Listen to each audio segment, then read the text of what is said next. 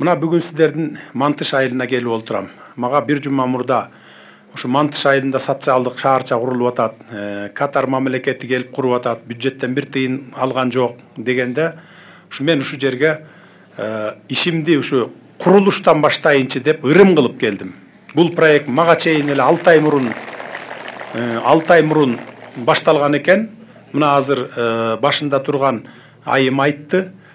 Проектсин бүтүргөнчө эле 6 ай чуркадым дейт. Бул деген сөз жанакы госстрой, архитектура дегендер бар эмеспи? Бюрократизм болуп кеткен да бизде.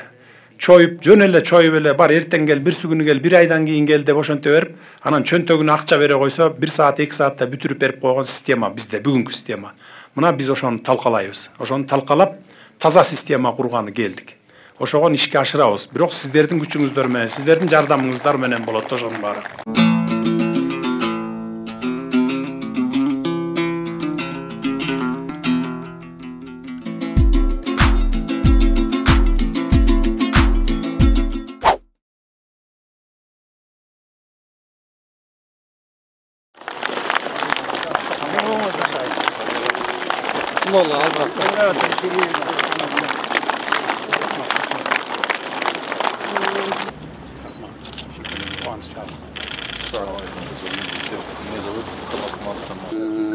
Kuruluş işleri жүрөт.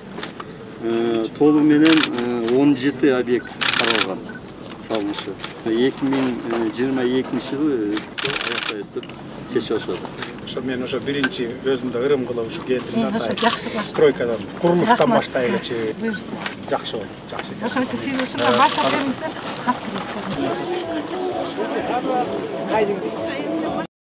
Бүгүн 25 октябрь убактылуу президенттин милдетин аткаруучу премьер-министр Садыр Жапаров иш сапары менен Нарын облусунун Кочкор районуна барды.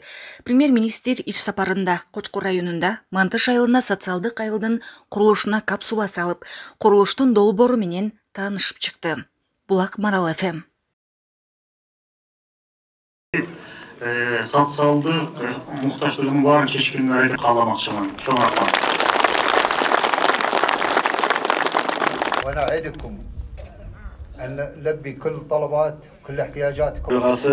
أبسام مقامة خامي أحمد سامير مدار. الله صليتي سفير دولة قطر في الجمهورية القرقيزية المحترم.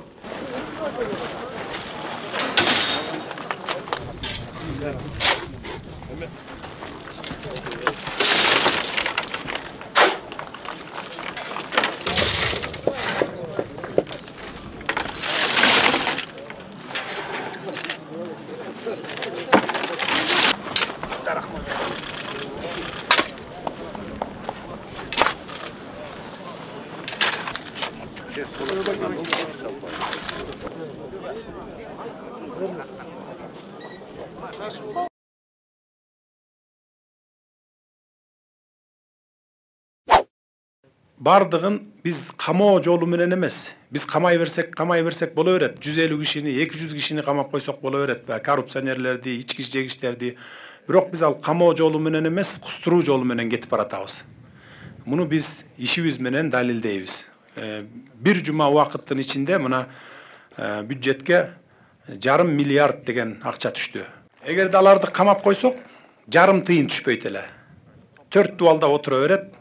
Шотторунун баары арестовать этилет, мүлктөрүнүн баары арестовать этилет, алар жылдап созулат.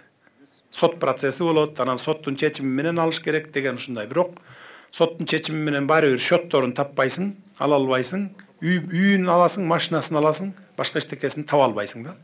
Камабай, андан көрөкчө сүйлөшүп татынакай шотторуңдун баарын которуп кел, түшүр Кыргызстанга. Андан көрө ошол ички инвестицияны күчөт. Салгын эгерде мыйзамдуу тапкан акчаң болсо Кыргызстанга салып иштет. Аны чет өлкөгө катып жатпа деп мына ушундай жолдор менен кетип атабыз.